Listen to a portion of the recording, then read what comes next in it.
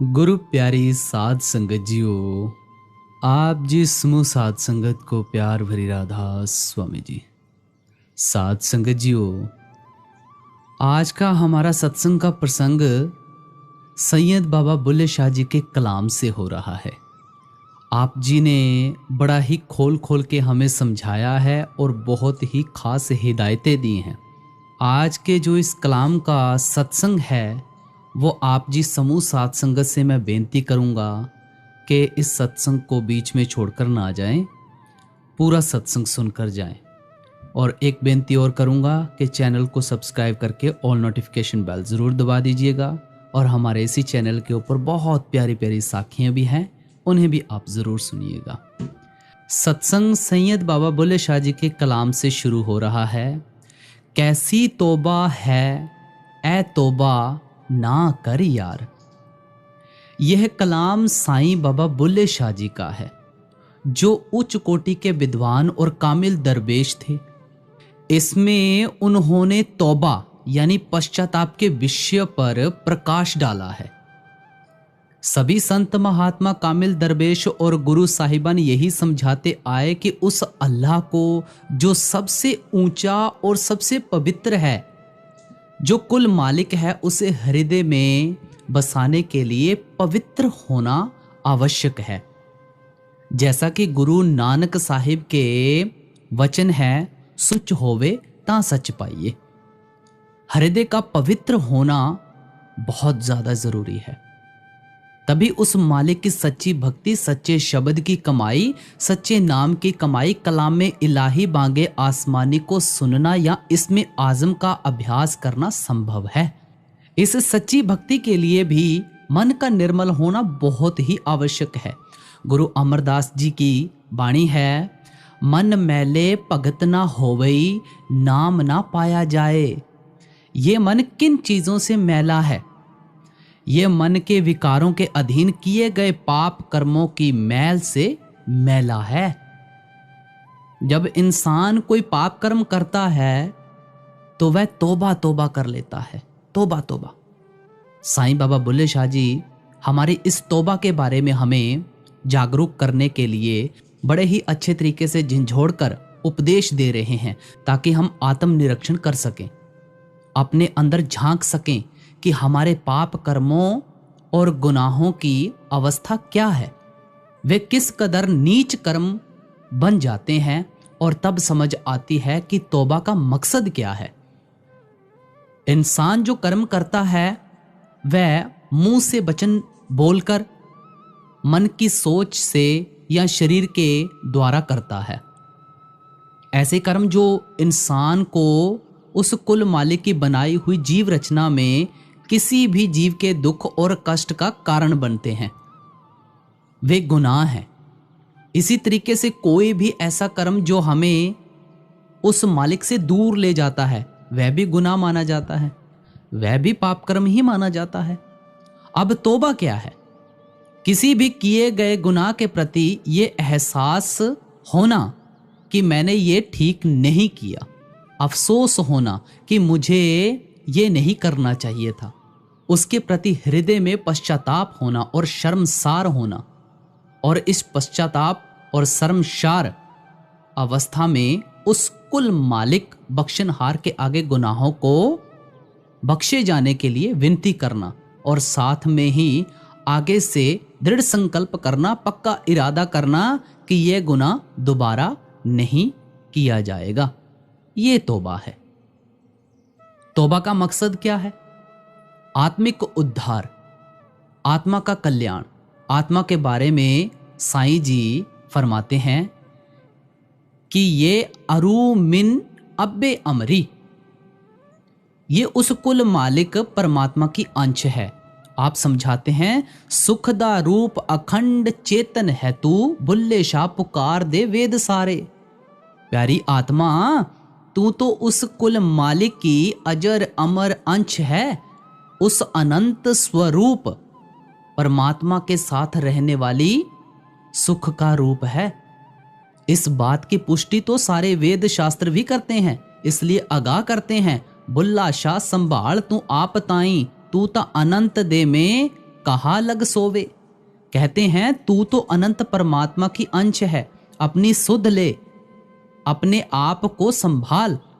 कहां तू इन सीमित देहों के दायरे में फंसकर रह गई है? तेरी तो अवस्था बड़ी ऊंची है। फिर समझाते हैं कि प्यारी जीवात्मा, जिन शक्लों पदार्थों के मोह प्यार में तू लिप्त है, जिन्हें हासिल करने की कोशिश में लगी हुई है, यहां कोई भी तेरा साथ निभाने वाला नहीं है। इसलिए संसार की किसी भी चीज से मोहब्बत करके उस मालिक को भूल जाना अपने आप में एक गुनाह है।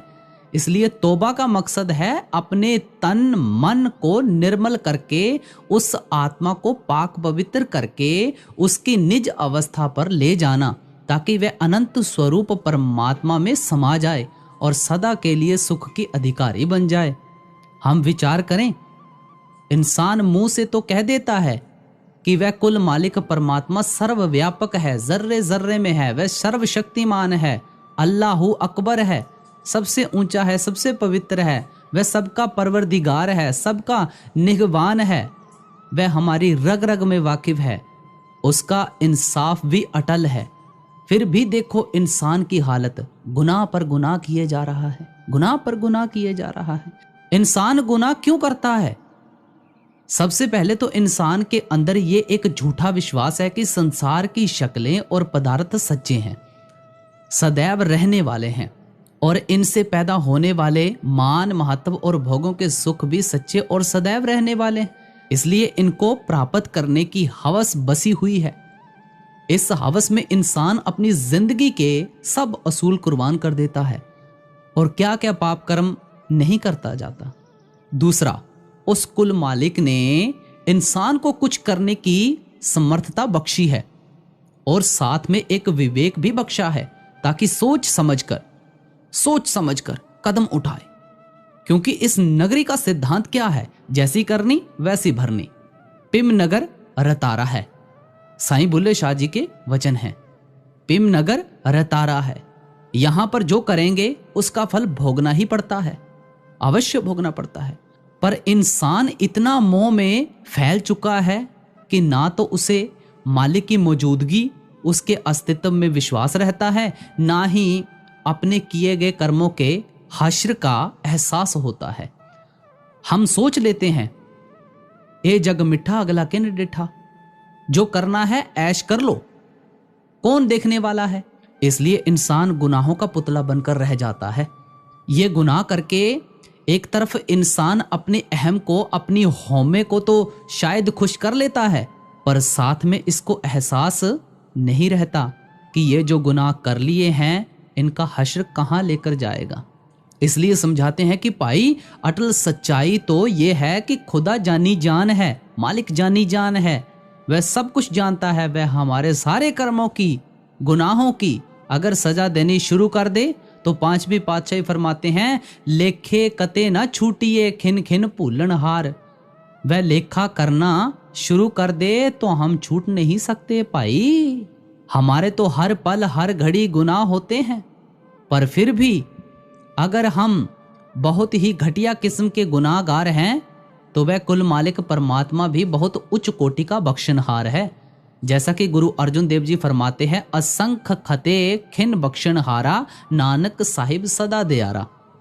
उस कुल मालिक परमात्मा जो दयालु पुरुष है, उसका ये बख्शनहार होने का जो गुण है, यही तौबा के सिद्धांत का आधार है। इस्लाम में तो यहाँ तक विश्वास किया जाता है कि जो मन यानी शैतान है, ये सारी जिंदगी इंसान को अपने खेल खिलाता है।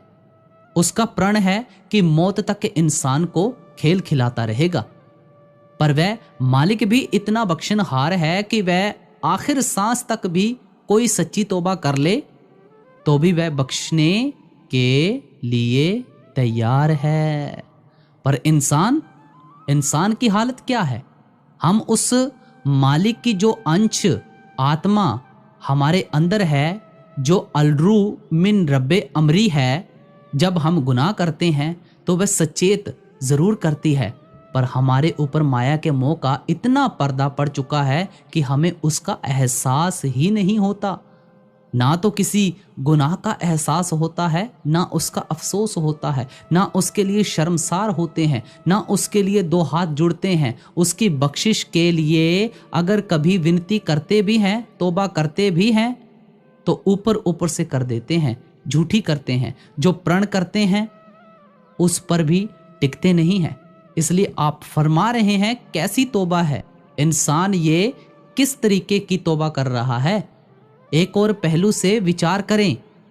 वह कुल मालिक परमात्मा जिसका विशाल हासिल करके आत्मा ने सदा का सुख प्राप्त करना है, माया के मोह में गलत तान होकर उसकी किसी को याद तक नहीं है।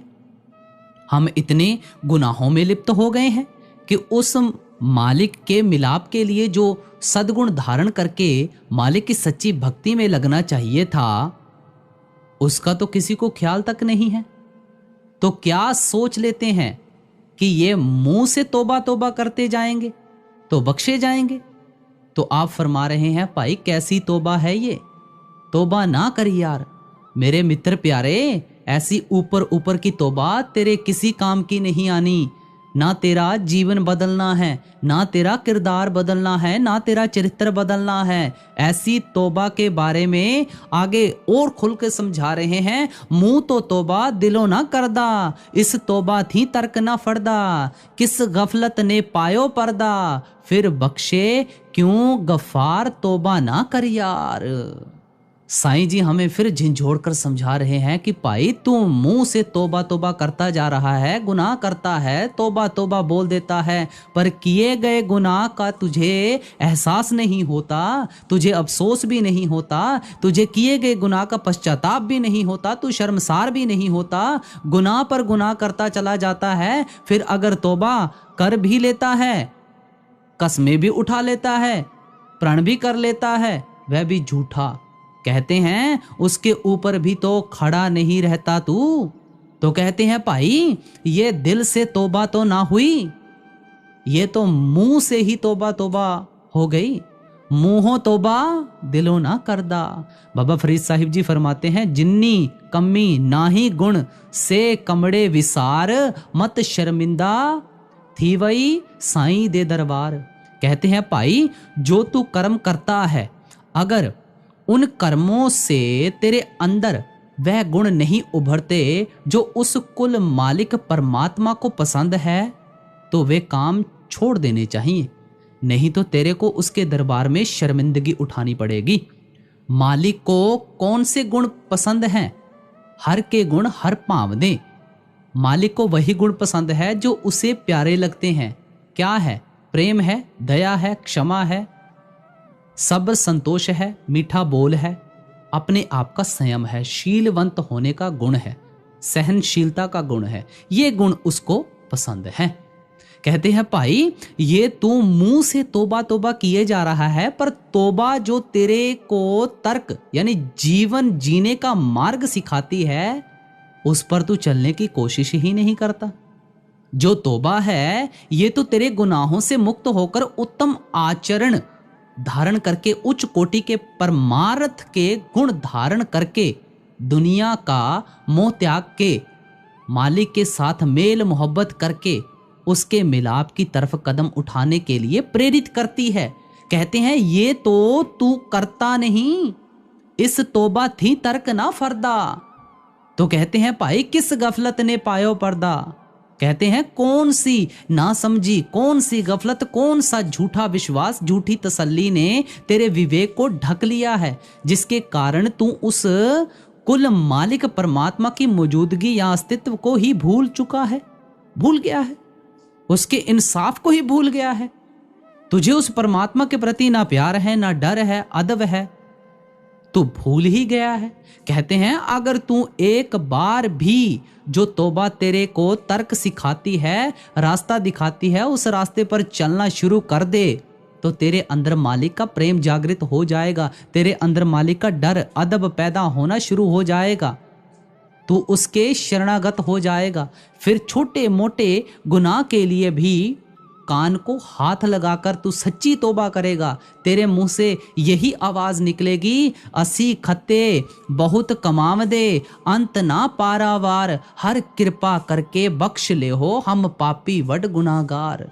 गुरु अमरदास जी के वचन है ये। इस तरीके से जो सच्ची सुच्ची तौबा की जाती है वह हमारी शरीयत का आधार बनती है, तरीकत का आधार बनती है। आगे खोल के विचार करेंगे। साथ में ही ऐसी सच्ची सुच्ची तौबा हमारे हृदय रूपी बर्तन को साफ करती है, उस कुल मालिक को बिठाने के लिए। ऐसी सच्ची सुच्ची तौबा ही उस मालिक की दया मेहर और रहमत का आधार बनती है।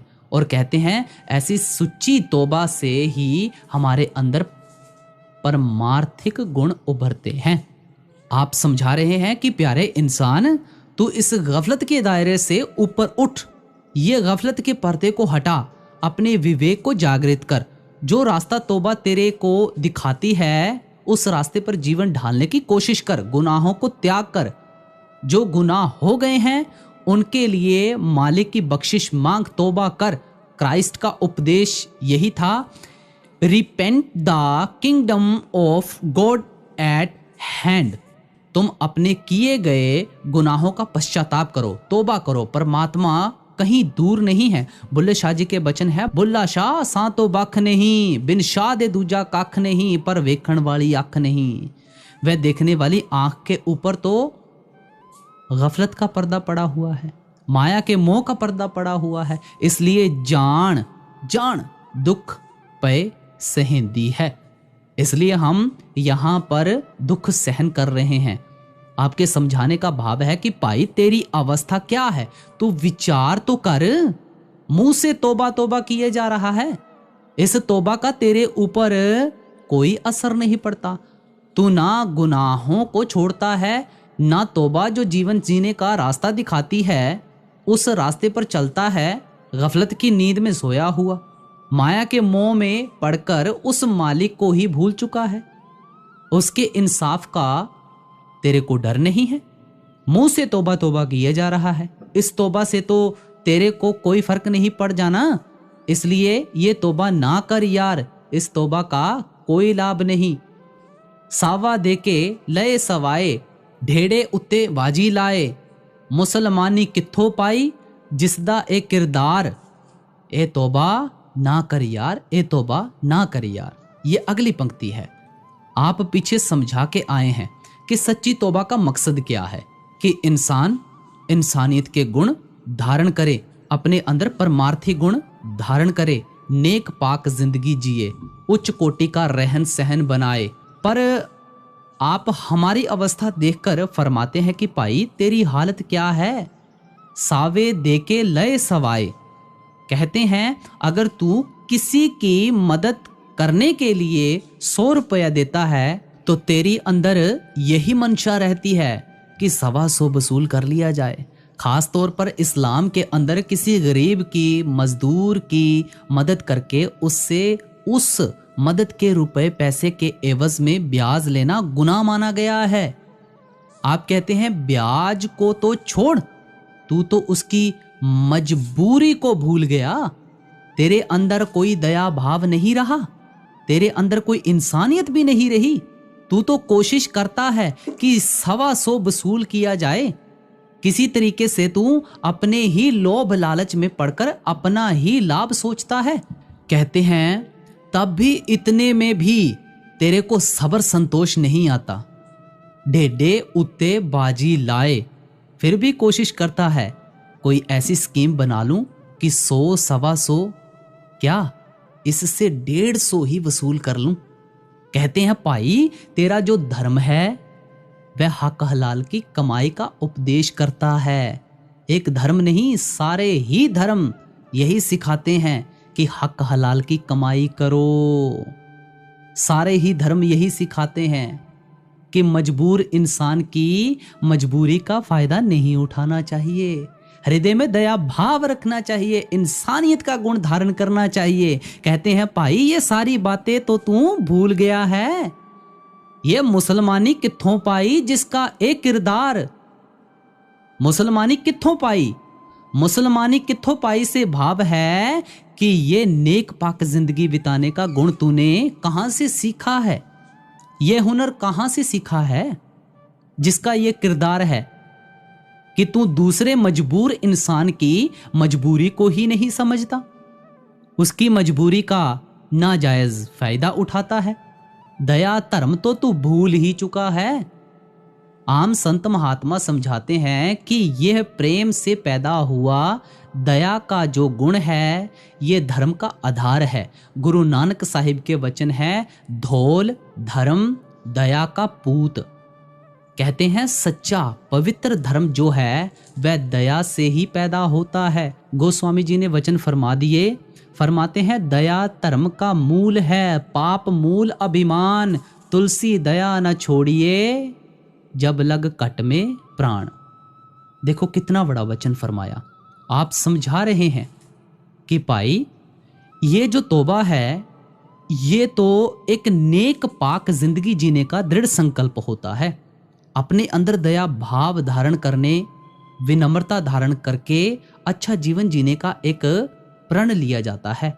इसके अंदर दूसरों का दुख दर्द समझते हुए अपने अंदर विनम्रता धारण करके मालिक के साथ प्रेम प्यार पैदा करने का गुण पैदा किया जाता है, ताकि हम उसकी बख्शिश के अधिकारी बन सकें।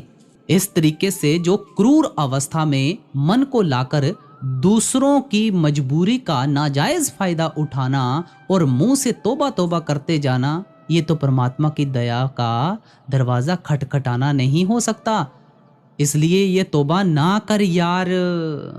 अब अगली पंक्ति में हमें फरमाते हैं, जिथे ना जाना उथे जावे, हक बेगाना मुक्कर खावे, कूड़ किताबां सिर ते चावे, ए तेरा एतबार, ए तौबा ना कर यार, ए तौबा ना कर यार।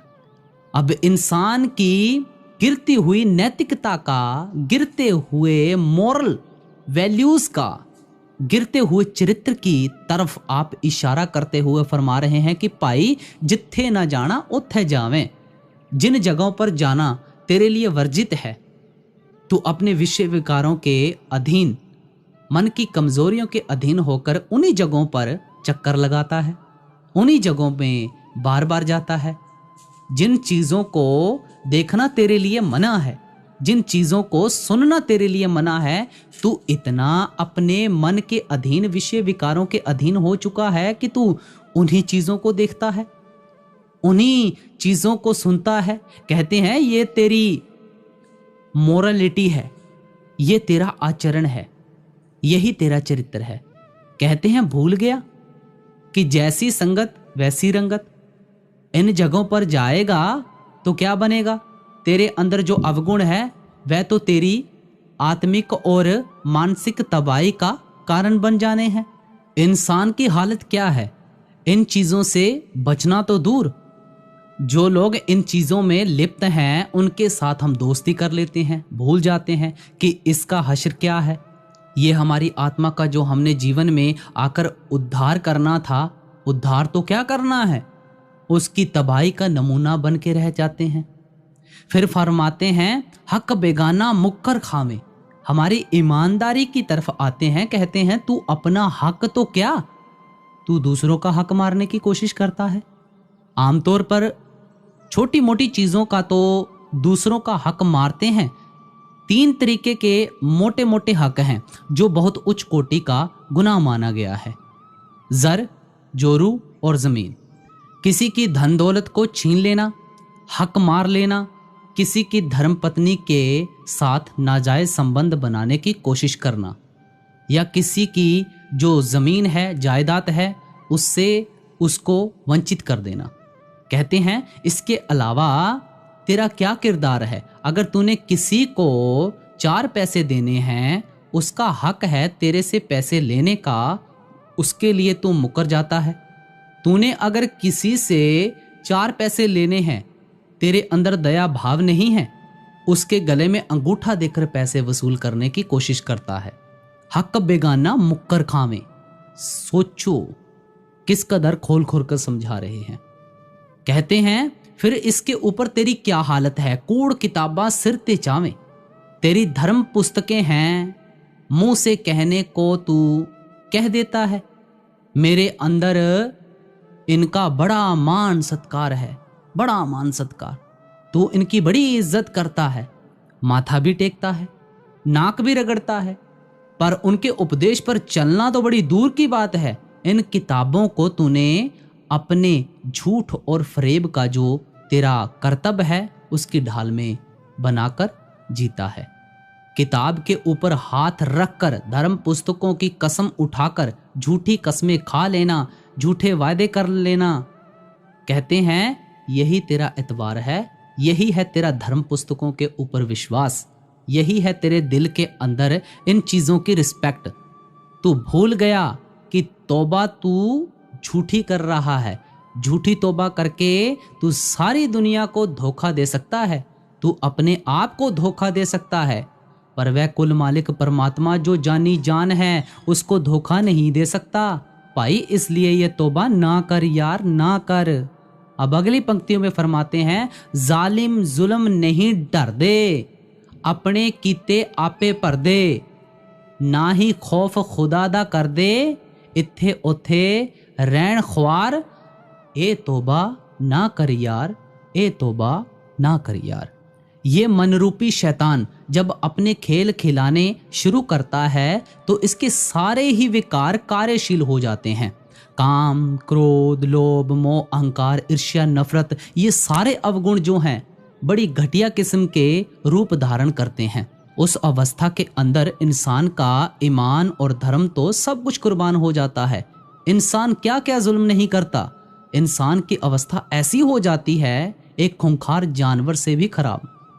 इस अवस्था में आकर इंसान उस मालिक की खिलकत के ऊपर क्या क्या जुल्म करता है, विचार करके रूह कांपती है। काम वासना के अधीन होकर क्या क्या करते हैं, अश्लीलता के काम है, दुराचार के काम है, अपहरण करते हैं, प्यारी बच्चियों की, बहनों की जिंदगी बर्बाद कर देते हैं। उनके साथ जो परिवार जुड़े हुए हैं उनका सारा परिवार ही बिखर कर रह जाता है। कहाँ गई हमारी शरीयत, कहाँ गया हमारा चरित्र, कहाँ गई हमारी मोरल वैल्यूज। फिर क्रोध और अहंकार के अंदर आकर इंसान निर्दोष और निहत्थे इंसानों के ऊपर क्या क्या जुल्म नहीं करता, क्या क्या नहीं करता।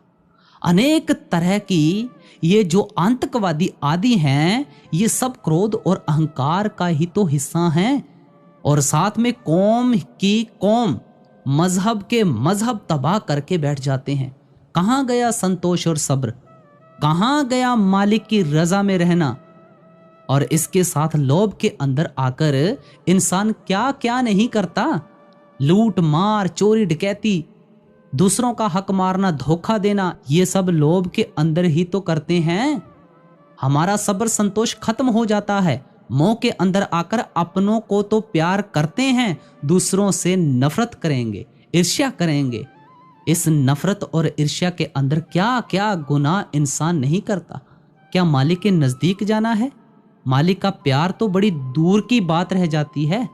आप फरमा रहे हैं ये जो जालिम इंसान है अपने कीते आपे ना डर दे। अपने किए से डरते नहीं, उनको एहसास नहीं है कि जो जुल्म कर रहे हैं उनका जुल्म ही उनकी आत्मिक, शारीरिक और मानसिक तबाही का कारण बन जाता है। इंसान जुल्म क्यों करता है? आप फरमा रहे हैं ना ही खौफ खुदादा कर दे। ऐसे इंसानों के अंदर ना तो उस मालिक की मौजूदगी का एहसास है, ना ही उस मालिक का जो अटल इंसाफ है उसका डर है। उनको खुदा का खौफ नहीं है। उनकी हालत ऐसे इंसान की तरह है जिसकी बेड़ी जैसे सागर में हो, हम भवसागर में हैं, वह अपने भवसागर में जीवन रूपी बेड़ी के अंदर खुद ही गुनाहों और पापों के पत्थर डालता जा रहा है, डालता जा रहा है। स्वाभाविक है कि डूब जाएगा। कहते हैं नतीजा क्या होता है? इत्थे उथे रहन ख्वार। यहां भी जिंदगी बर्बाद करके चले जाते हैं, मौत के बाद तो अपने आप गुनाहों का हिसाब देकर दुखी होना ही है। आप जी ने यहां पर एक जिक्र किया खुदा के खौफ का। परमात्मा के रास्ते पर आत्मा के कल्याण के लिए खुदा का खौफ, जिसे आम भाषा में हम कह देते हैं परमात्मा का भय। एक परमात्मा का भाव होता है, परमात्मा का प्रेम होता है, दूसरा ये भय होता है। ये भय या खौफ किसी सजा का डर नहीं है, ये डर अदब है। इसके अंदर मालिक के प्यार का डर है। ऐसी अवस्था में इस डर अदब के अंदर, खुदा के खौफ के अंदर इंसान कोई ऐसा गुनाह नहीं करता, क्योंकि उसे प्रीतम से प्यार है। उसका प्यारा प्रीतम नाराज ना हो जाए, हम गुनाहों से बचे रहते हैं। इस डर अदब के अंदर, खुदा के खौफ के अंदर, ये हमारे अंदर मालिक की रजा और भाणे के अंदर रहने की प्रेरणा पैदा करता है।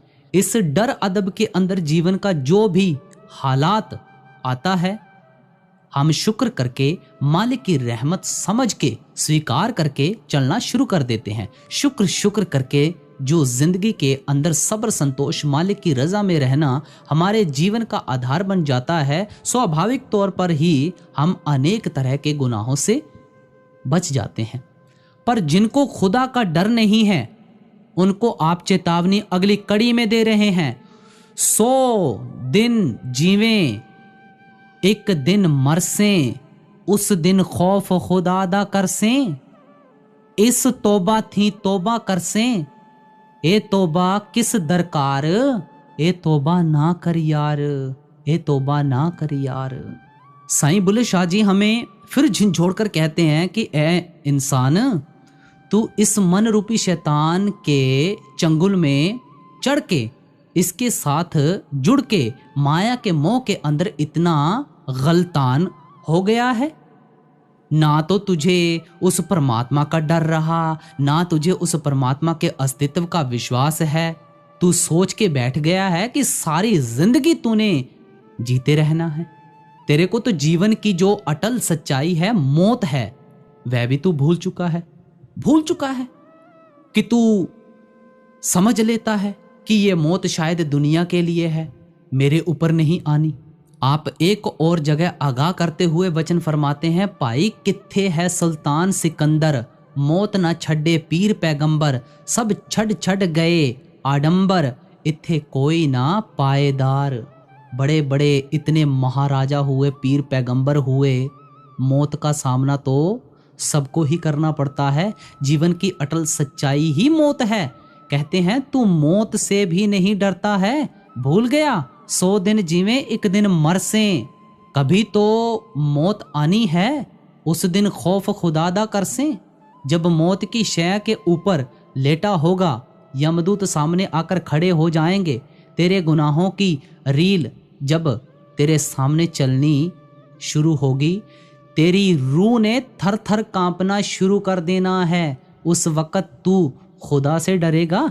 कहते हैं उस वक़्त भाई तेरे को ये अकल आएगी कि ये जो तू झूठी तौबा करता था, ये अपने आप में गुनाह है। तब तू इस तौबा थी तौबा कर से, फिर कान पकड़ेगा, नाक रगड़ेगा कि एक बार बख्श दो, आगे से झूठी तौबा नहीं करूंगा। कहते हैं ये तौबा किस दरकार, तब पछताएगा, क्या होत जब चिड़िया चुग गई खेत। कहते हैं उस वक़्त ये तौबा करने का क्या लाभ होना है भाई, इसलिए ये तौबा ना कर यार, सच्ची सुच्ची तौबा कर। पर जो हम इंसान हैं, माया के प्रभाव के अंदर मन के साथ जुड़े हुए हैं, मन के विकार हैं। इंसान इतना मजबूर है, किस तरीके से इंसान गुनाहों से बच जाए, गुनाह के फल से बच जाए। आप आखिरी कड़ी में बड़ा खोलकर समझा रहे हैं, बुल्ला शोदी सुन हिकायत, हादी फड़ियां होग हिदायत, सब गुनाहां थी होग इनायत, फिर बाकी क्या गुफ्तार, ए तौबा ना कर यार, ए तौबा ना कर यार। साईं जी ने पीछे बड़ा खोल के समझाया कि झूठी तौबा व्यर्थ है, इसका कोई लाभ नहीं है। पर साथ में ये भी समझा के आए हैं कि इंसान इस माया के मोह में फंसकर, मन के अधीन होकर कितना मजबूर हो गया है। ऐसी अवस्था में किस तरीके से गुनाहों से मुक्त हो सकता है या गुनाहों के फल से मुक्त हो सकता है, विचार करें। सबसे पहले तो कोई इंसान कितने भी विवेक का इस्तेमाल कर ले, कितनी भी नेक सोच समझ के जिंदगी बितानी शुरू कर दे, क्या वह गुनाहों से सदा के लिए बच सकता है? क्या वह अपने अंदर इतनी निर्मलता ला सकता है? अगर वह निर्मलता लाने में कामयाब हो जाए तो जरूर उस मालिक की रहमत का अधिकारी बन जाएगा। पर विचार करें, एक इंसान जो दलदल में डूबा रहा है, वह जितने भी हाथ पैर मारता है और दलदल में धंसता चला जाता है। हम भी उस माया रूपी दलदल के अंदर डूब रहे हैं। कोशिश के बावजूद इंसान नहीं उभर सकता। फिर भी कोई ऐसा भाग्यशाली करोड़ों में एक इंसान हो जो ऐसा नेक पाक जीवन बिताए, सच्ची तौबा करे, अपने अंदर परमार्थिक गुण भी ग्रहण कर ले। क्या उसके अंदर सच्ची शरीयत आ जाए, मॉरल वैल्यूज भी आ जाए, तरीकत भी आ जाए, तो क्या आत्मा को उसकी निज अनंत स्वरूप अवस्था में, सुख की अवस्था में ले जाने के लिए इतना काफी है? तो साईं जी समझाते हैं, भाई काफी नहीं है, क्योंकि आत्मिक कल्याण के लिए रूहानियत के 4 पड़ाव हैं। एक शरीयत, एक तरीकत, एक हकीकत और एक मार्फित। आपके वचन है, शरीयत साडी दाई है, तरीकत साडी माई है, अग्गों हक हकीकत आई है, ते मार्फित तो कुछ पाया है। विचार करते हैं, जब इंसान पैदा होता है तो दाई की गोद में जाता है। इसी तरीके से जब हम पैदा होते हैं, किसी ना किसी धर्म, किसी ना किसी परिवार के अंदर पैदा होते हैं। उस धर्म की शरीयत, उसके रीति रिवाज, रहने सहने के ढंग, उसकी मॉरल वैल्यूज हमारे जीवन का हिस्सा बन जाती है। उनके अंदर हम जीना शुरू कर देते हैं।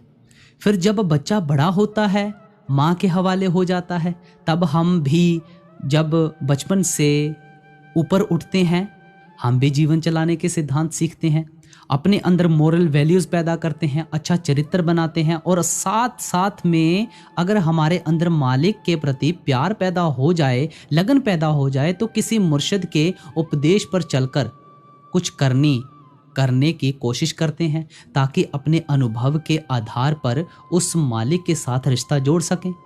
पर ये जो हमारी तौबा का कॉन्सेप्ट था, ये तो इतने में ही पूरा हो गया, कहते हैं, पर इतना काफी नहीं है। आगे आती है मार्फित। मार्फित का जो सिलेबस शुरू होता है, वह तरीकत का जो दूसरा पार्ट है, मुर्शिद के उपदेश पर चलकर खुद करनी करके अनुभव करने का, वहां से मारिफत की शुरुआत होती है। और मार्फित का शिखर क्या है? जब अपने मुर्शिद एक कामिल पूरे संत सतगुरु के उपदेश पर चलकर आत्मा वहदत की अवस्था में, पूर्णता की अवस्था में आ जाती है। हकीकत यानी परमात्मा सच के साथ जुड़ने के काबिल बन जाती है।